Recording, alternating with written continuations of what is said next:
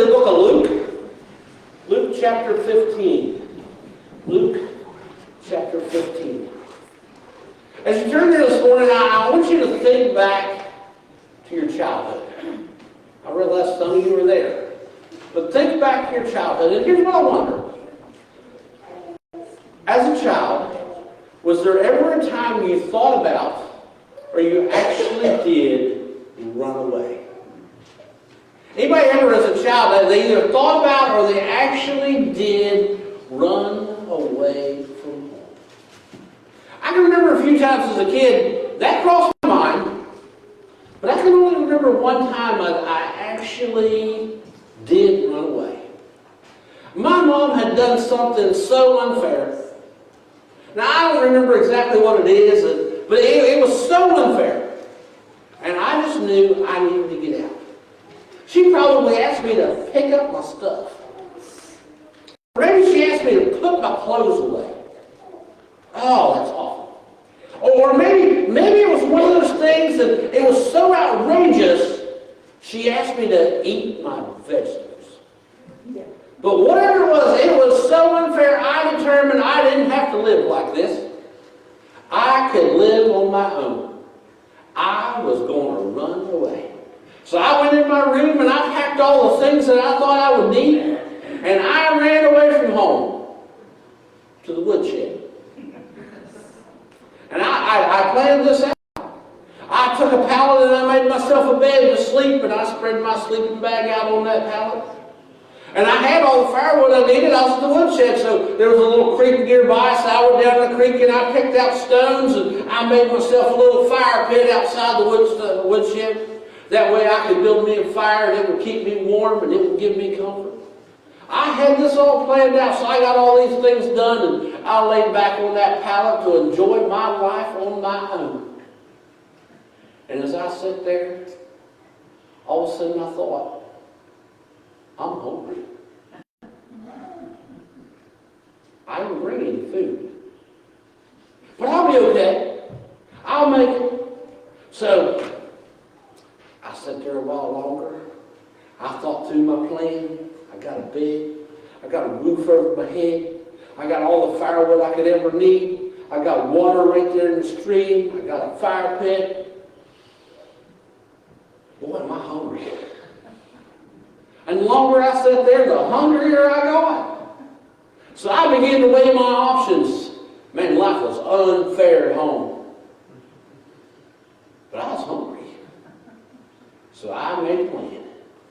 I threw the rocks back in the creek. I took the pallet apart. I rolled up my sleeping bag and I snuck back into the house. Mom called for supper that night. I just showed up like nothing was ever wrong.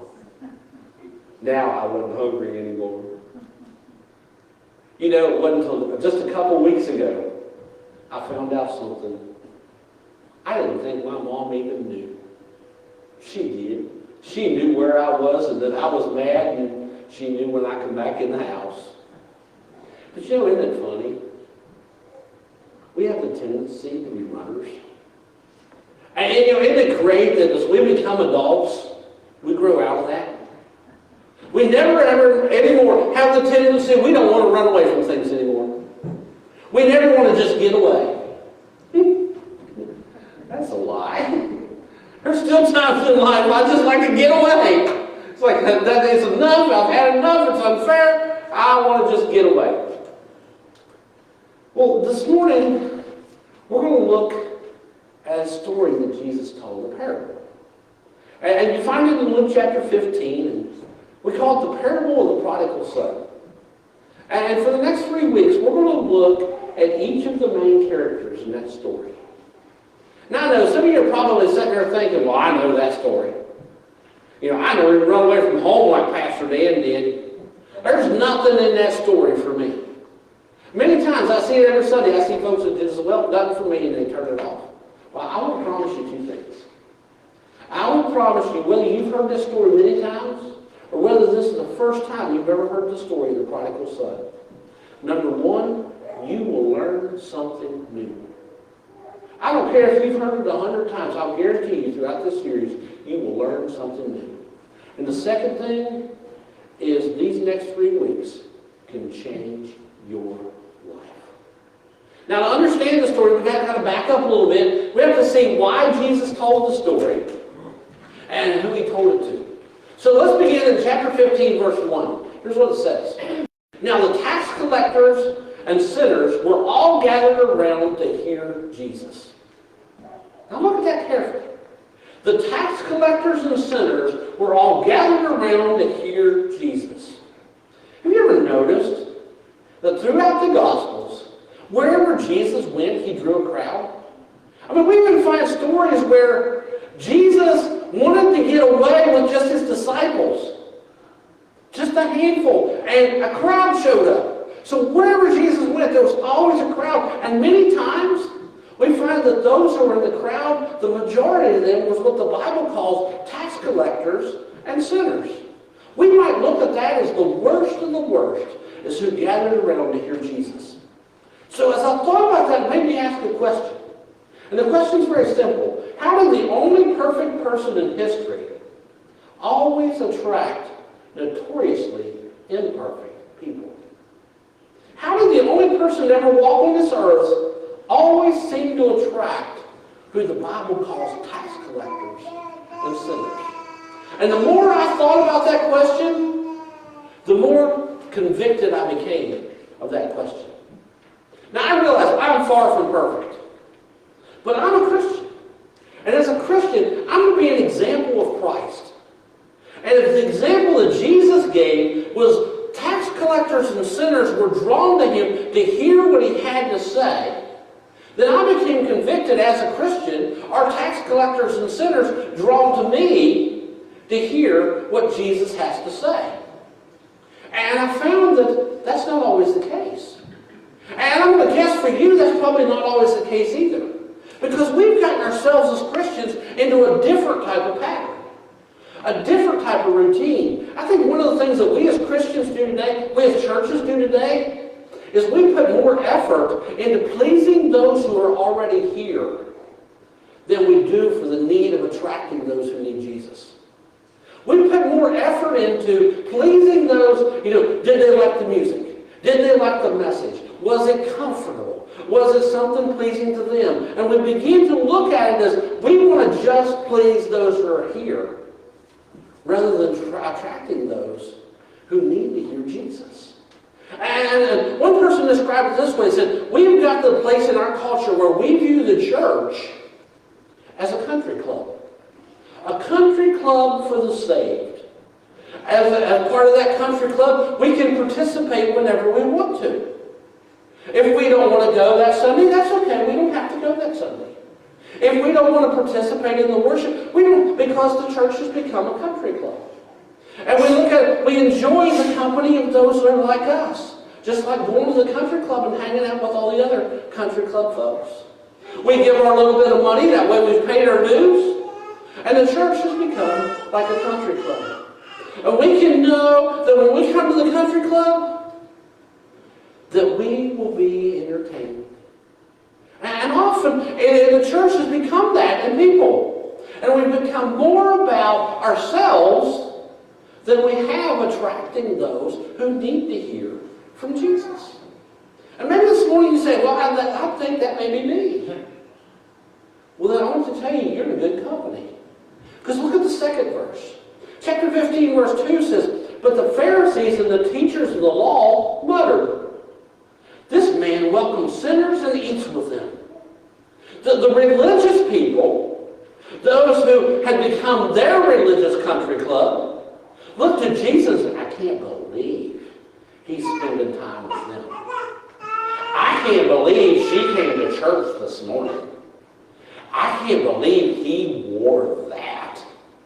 I can't believe they muttered. I can't believe he's eating with that type of person. I've watched folks in church. When somebody not like them comes in, treat them like they have the plague because they don't fit into the country club. The attitude of these religious people infuriated Jesus. And Jesus followed that up with 3 parables. They all go together. But we're going to look for the next 3 weeks at the last one. Probably the one that's the most familiar. The parable of the prodigal son. So let's pick up the story in chapter 15 at verse 11. Here's what it says. Jesus continued. There was a man who had 2 sons. The younger one said to his father, "Father, give me a share of the estate."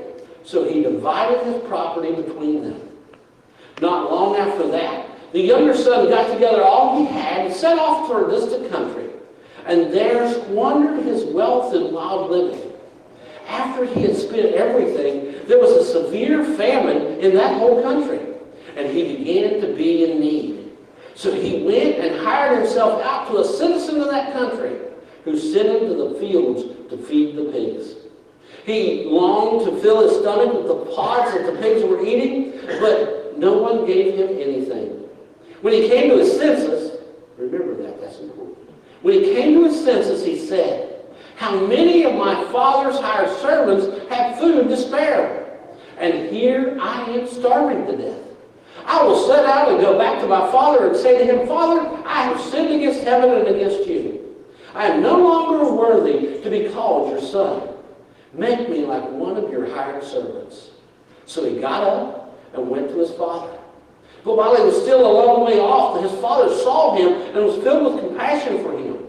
He ran to his son, threw his arms around him, and kissed him. The son said to him, 'Father, I've sinned against heaven and against you. I'm no longer worthy to be called your son.' But the father said to his servants, 'Quick, bring the best robe and put it on him. Put a ring on his finger and sandals on his feet. Bring the fatted calf and kill it. Let's have a feast and celebration. For this son of mine was dead and is alive again. He was lost and is found.' So they began to celebrate." You know, as I read this story, I want to tell you, I believe that you and I are a whole lot more like that lost son than what we care to realize.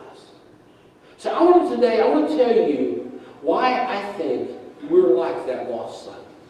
And the first reason is this. We've all run from God and done something scandalous. Every one of us, we have all run from God, and by doing so, we've done something scandalous. Now, to understand the scandal of this story, we can't look at it through American culture. Because American culture says, this guy was perfectly fine. And many of us have probably done the same thing. We have to look at it through Middle Eastern culture and through Middle Eastern eyes. And that shows us the scandal. But to help you to understand what happened, I'm going to need some help. So I'm going to need our kids to come and help me. But before I do, I need our kids to do something. Before you come up, I want you to do something. I want you to look at an adult around you and ask them, "Can I have some money?" Okay, because even if that adult don't have, look at another adult, look at somebody else. Go over here and see Howard. He always has money. But find somebody that has money and say, "Can I have some money?" And bring some money with you. And I'll tell you, the more money you bring, the better. Okay. So everybody, ask somebody, say, "Can I have some money?" And then bring that money up. So all right, everybody get money. Find your money. Can I have some money? Now, if your parents don't have any with you, just look at the person behind you and go, "Hey, I need some money." Somebody in here's got money. All right. You brought the whole wallet. Attaboy. All right, here we go. Good deal. All right, so, does everybody have money? Everybody's got money? You got a lot of money? All right, here, I'll tell you what, how much we got? Wow. I love it. You brought the whole wallet. Check that out. Oh, we need to let you see Levi on the way out the door. Wow, you don't have money? That's awesome. I'll tell you what. I think we have enough. We want to have a party. Yes. Really? You want to have a party? Yes. You know, we can take all of our money, and we can spend all of our money, and we can have a party, okay? Is everybody game? All three say aye? All right, everybody's ready. You want to have a party? I tell you what, I even got food. So here we go. We're going to have such a party, and we can have food, but it's cautious. You know. All right, thank you. Here you go. We're going to have a party. You need money? All right, here we go. Oh, wow. Wow, you're so generous. I'll tell you what, you need to. That's awesome. All right, here we go. Yay. Yeah, get you one. Yay. All right, here we go. Get one. That's cool. Now we have a party, right? You know, and what are we going to do when we run out? Well, it's not really a party without balloons. Without balloons? Yeah. I didn't bring balloons, I'm sorry. Well, but now you give me all your money. And you know in our story, that's what happened. The prodigal son got his father's money, and he went and he wasted it all having a heart. And it got to the point where he didn't have anything left. No more money, and he was hungry. He had nothing to eat. And the fact that he asked his father for his money before his father died while he was still alive was awful. And that was the scandal. So he teaches us we got to watch and be careful with what we do with our money.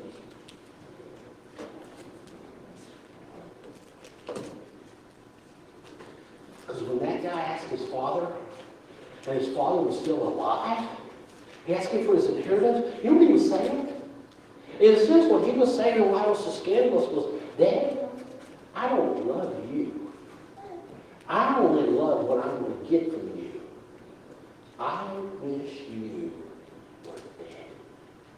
That's what he was saying. When he went to his father and says, give me what's mine, he was saying, Dad, I don't love you. I just want your money. I wish you were dead. All right, those treats are yours to keep. You guys can go back to your seats. Let's give them a hand.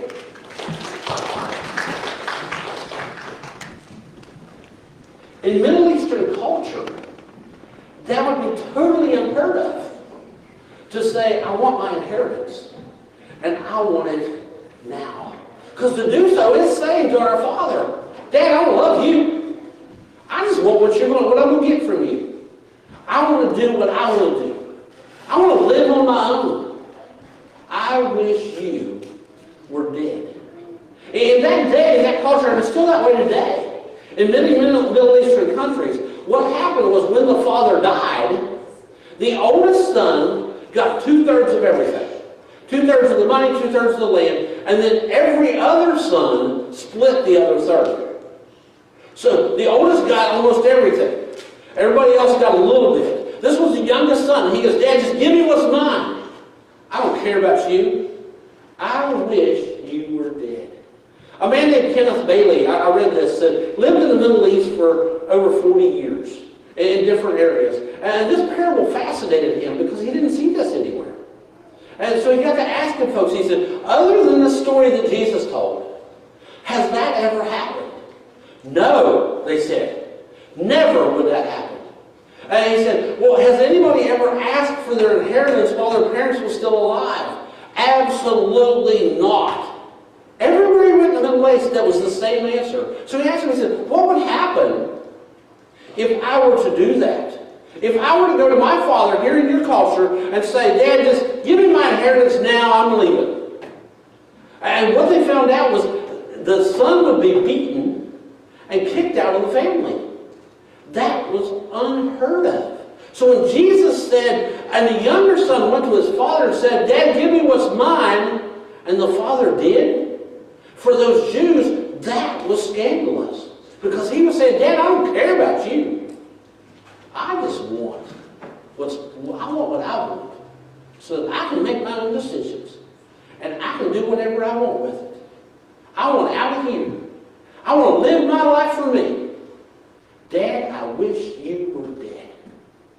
Now, as we look at that story, most of you are saying, well, I'd never do that. Some of you are even saying, I'm not like Pastor Dan, I never even ran away from home. But here's the thing. I'm going to guess that in our lives, every one of us have probably had many times that if we were to apply this story, we wish God was dead. Now, I know you're saying, no, I would never do that. I never wish God was dead. But really we have, through what we say, or sometimes through our actions, we wish God was dead according to the story. God, you don't have any say over when I go to church. I'll go when I want to go. Isn't it the same thing? God, you don't have any say over what I choose to do instead of being in church. God, you don't have any say over my finances. It's my money. I'll spend it however I want to. God, you don't have any say over the language I use. God, you don't have any say over what I watch on TV. You don't have any say over what I look at or how much time I spend on my phone or my computer. God, you don't have any say over what I do with my time. It's my life, and I can do whatever I want to with it. You know what we're saying? God, I'll just take what's mine, and I wish you were dead. So my guess is we've probably all had many times that we, through our actions or our words, have wished that God was dead. We want to live our lives our way with our way of doing it. Somebody gave me a list not long ago and said it was the top 10 YouTube videos that are watched. The most viewed, the top 10 YouTube videos. So I decided I was going to watch them. I wouldn't recommend it. But I'll tell you what, I won't tell you the name of it because some of you probably have seen it. But number 3, in the middle of number 3, the person says these words, and I'll read it to you exactly as they said it. I want to be my own person, my own identity, be my own human being, and I want my life with no rules, no labels, and no restrictions. You know, that's what we've gotten to in our culture. We want our life with no rules, no labels, no restrictions. We want to do whatever it is we want to do. And we don't want God to tell us what to do. There's so much of the story of the Son that he's wanting to get his money, get away, so he can live his life. No rules, no regulations. And you know, today I'm going to guess there's people right here who are running. Who are running because they want to do it their way. It's my life, God. If I want to go to church, I'll go to church. If I don't, I won't. It's my money. I'll do whatever I want to with it. It's my work. I'll do whatever I want to with it. It's my family. I'll raise them however I want to. It's my life. God, it's mine. I'll do whatever. And because of that, we're like this prodigal son. We're running from God and doing something scandalous. Oh, we don't run to a distant land. Maybe we're running away from our responsibility at work. We're not running to some far-off country, but maybe we're running away from our spouse to whatever we're watching on the internet. Oh, we're not running away to the distant land, but we're having an affair. We have an addiction. Maybe it's just we're not running away to a different land, but when it comes to church, we want to choose ourselves. I'm seeing that so often anymore. If I don't want to go to church, that's okay. They're going to record Pastor Dan. I can sit home in my jammies. I don't even have to watch during church time. I can watch it whenever it's convenient for me. I don't even have to watch it all if I don't want to. You see what we're doing? We're running away from God. And by doing so, we're doing something scandalous. We're running away from where God wants in our life. We're running away from the Father to live our life our way. Why do we run? I think that's the second reason why we're a lot like this prodigal son. And the second thing I want you to see is we run because we think God is holding us back. We've got this idea that it's actually God holding us back. God don't know what's best for me. He don't know what I want to put into my life. He don't know what I want to put into my schedule. He don't want to know what I want my family to be involved in. He don't know what I think is best for my kids. He don't know what... So we get this idea. No, we'd never say that, would we? But we get this idea God's holding us back. He's holding me back in life. He's holding me back from all these things I want to do. If I were to do all that God tells me to do, then I couldn't live my life my way. And we end up in a place that we never dreamed we'd be. This prodigal son ended up where? In the pig pen. starving. Not where he wanted to be. But when we run because we think God's holding us back. This boy probably thought when he was at home, I'll never be anything because my dad keeps holding me back. Let me share with you some of the things that I think we need to know about God when we run. I'm going to give you two things. The first one is this. God won't always stop you. When we run from God, God's not always going to stop us. God created us to think and choose for ourselves. And when we decide to run from God, you know what He's going to do? He's going to let us go.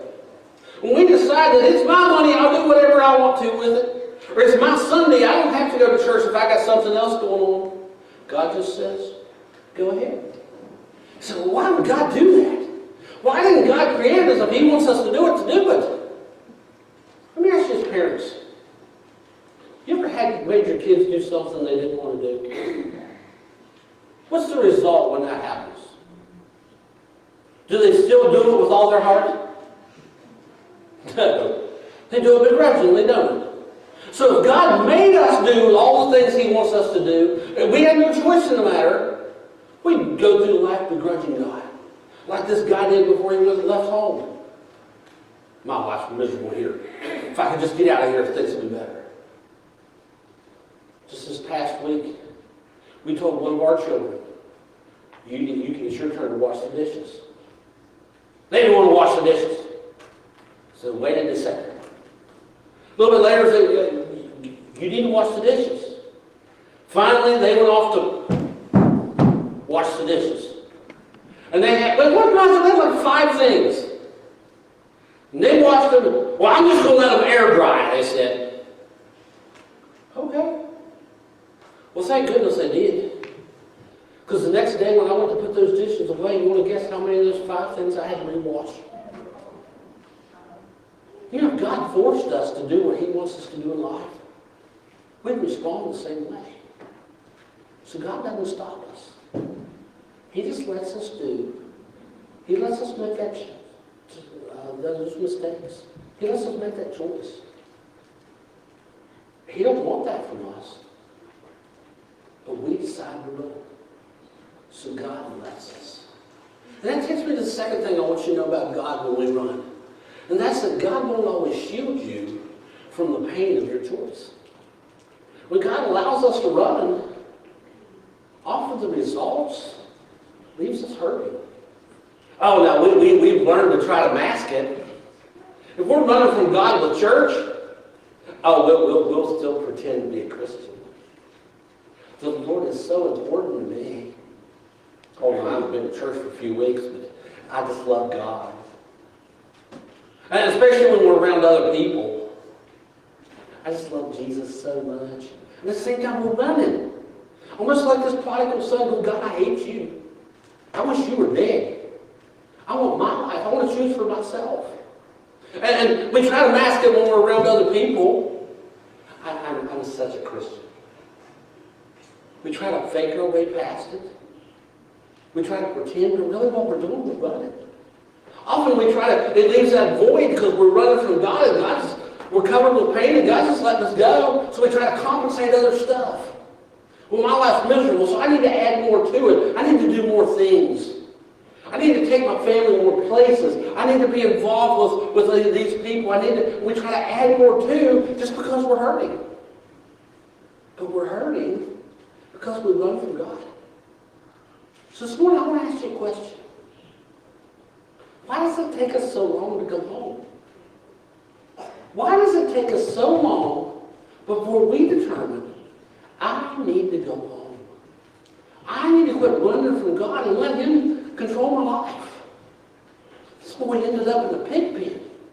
And for a Jew, that was awful. Jews didn't associate with swine. They were unclean. And to be working for a Gentile, they didn't do that either, in a pig pen, starving to death. Why did he wait so long before he decided to go home? I think I have the answer. He was ashamed. He was ashamed to go home. Because there's another part of the story that unless we understand Middle Eastern culture, we don't understand the story. But the Jews had a law. They had a law that if a person took their share of the inheritance after their father died, because nobody would ever ask for it before he died, but after their father died, if they took their share of inheritance and went and wasted it with the Gentiles, and then all of a sudden they decided to come back to where their family was, here's what would happen. The law is called, and I can't say it right, but it's kazaza, is as close as I can get. And what they would do, you can look it up. They would come, and as that person's coming home, they've done went and wasted their inheritance with the Gentiles. And they're finally coming back to their family. All the village would gather together, and they'd bring a pot. And in that pot, they would have some of the stinkiest stuff you could imagine. They'd take like berries and barks and roots and things, and they'd boil it all together, and the smell was awful. And the whole village would come out to meet that person as they're coming. And as they're coming home, they'd go out. When they get almost to it, they would throw that pot and break it at their feet, so that awful smell would go all over them. And that would be a sign to tell them, you are awful to us. And the broken pot would represent their broken lives. And then the entire village would gather together and they would say, you cannot come home. You are banished. You are cut off. You can never come back. That was a law. This guy knew that. He was ashamed. For me to go back, it has to mean I'm wrong. And for us to go back to God when we're running from Him, it has to mean we're wrong. We have to humble ourselves. So, we just keep running. And we stay away even longer. And you know my guess is, right now, there's a whole lot of people that are afraid to go home to God because they're ashamed. They're ashamed of what other people might think. Oh, well, I've portrayed a Christian for so long. If folks know I'm running from God, they're not going to think of me as the Christian I want them to think of. They're not going to think that I've done this in my life. And they're ashamed. So what do they do instead? They just keep on moving. And you know, if that was the end of the story, there would be no hope. But you know, that's not the end of the story. So that takes us to the third thing I want you to see today. And the third thing is this. God doesn't see you as broken. He sees you as loved. God doesn't look at us and go, oh, that Dan Howard, he's a bad one. You know how He sees us? He sees us as loved. But I want you to listen to this carefully. We will never overcome our brokenness until we come to His love. Until we come to His love, we will never overcome the brokenness in our life. The prodigal son, it says, and he came to his senses and says, I'm going back to my father. Until he went back and experienced that love, he was not. Remember when he went back? His plan was just to be a servant. Dad, I'm not worthy to be your son. I just want to be one of your slaves. But the dad loved him and welcomed him as a son. You know, we don't overcome the brokenness until we experience the love. I want to read you a story. I'm going to read the whole story. And I think this story describes God's love for us. It comes from a book of Philip Yancey that's entitled, What's So Amazing About Grace? And in the middle of that book, he tells this story. Jenny was a teenager who grew up on a cherry orchard just above Traverse City, Michigan. Her parents, a bit old-fashioned, tended to overact to her nose ring, the music that she listened to, and the length of her skirts. They grounded her a few times, and she'd seethe inside. I hate you, she screamed at her father when he knocked on the door of her room after a particularly unpleasant and heated argument. And that night, she acted on a plan that she'd mentally rehearsed several times. She ran away to Detroit. She'd visited Detroit once before, and because the newspapers in Traverse City reported of the lurid detail of gangs and the drugs and the violence in downtown Detroit, she decided that's the one place my parents would never think to look for me. On her second day there, Jenny met a man who drove the biggest car that she had ever seen.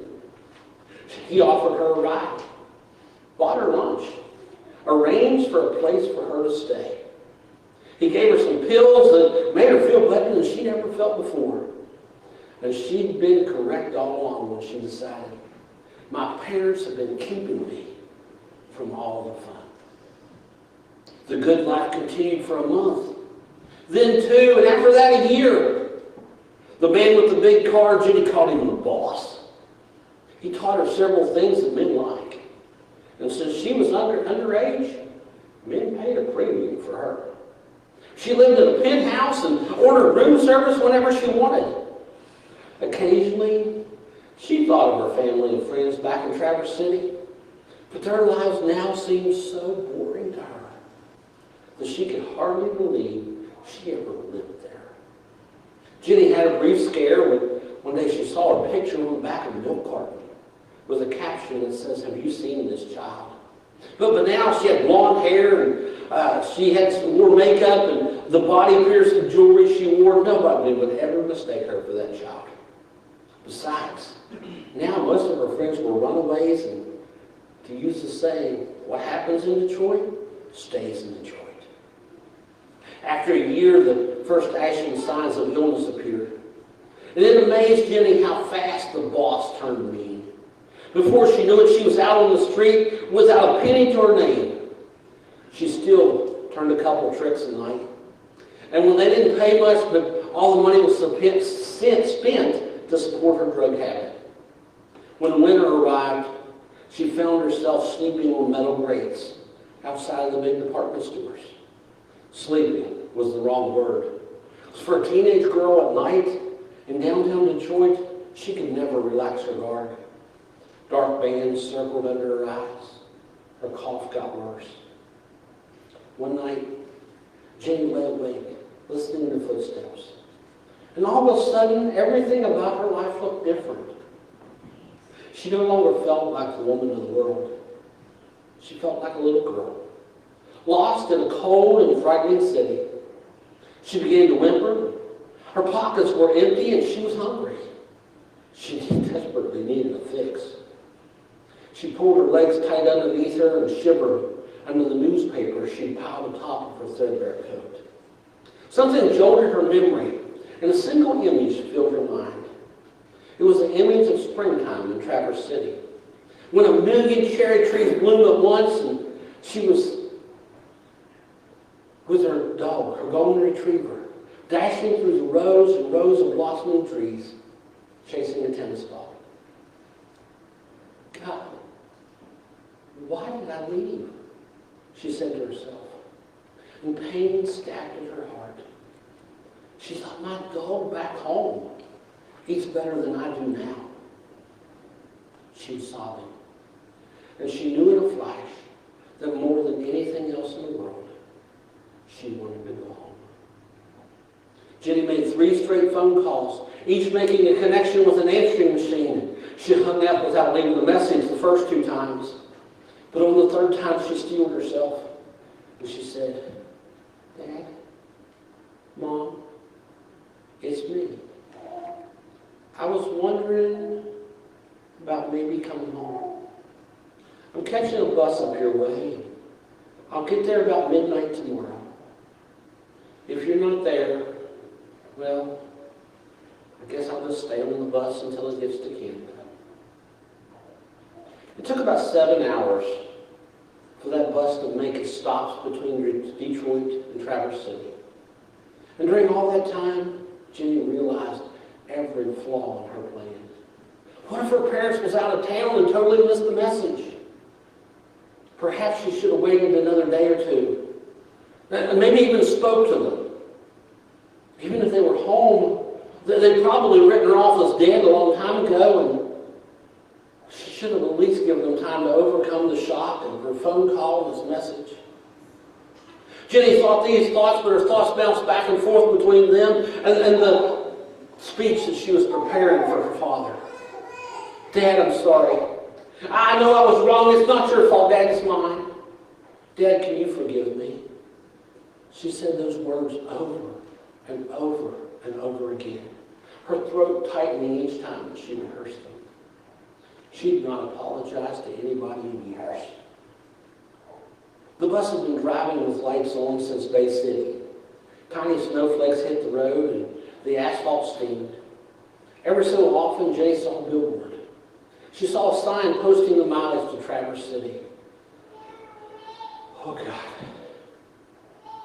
When the bus finally rolled into the bus terminal, the driver announced in a crackling voice over the microphone, Traverse City, Michigan. 15 minutes, folks. That's all we have here. 15 minutes. 15 minutes. 15 minutes that's going to decide my life. So Jenny checked herself in her compact mirror, brushed down her hair, licked the lipstick off of her teeth. She looked at the tobacco stains on her fingers, just hoped her parents wouldn't even notice that. That is if they were there at all. Jenny walked into the terminal, not knowing what to expect. 1,000 scenes had played out in her mind, but not one of those 1,000 scenes had prepared her for what she saw. Because there in the bus terminal in Traverse City, Michigan, stood a group of 40 family members, brothers, sisters, great aunts, uncles, cousins. Her grandmother, her great-grandmother was there. They were all wearing these ridiculous-looking party hats and blowing noisemakers, and taped across the back wall was a sign that said, "Welcome home." Out of the crowd of well-wishers stepped her dad, who ran to her and embraced her. Jenny looked at him, and through the tears began that memorized speech. "Dad, I'm sorry. I know." That's the stop. "Hush, child. We've no time for that. No time for apologies. You'll be late for the party. A banquet's waiting you at home." And there was no solemn lectures. There were no words of reproach. There was no unkindness hidden behind the hugs. There was only love. Unexpected, undeserved love.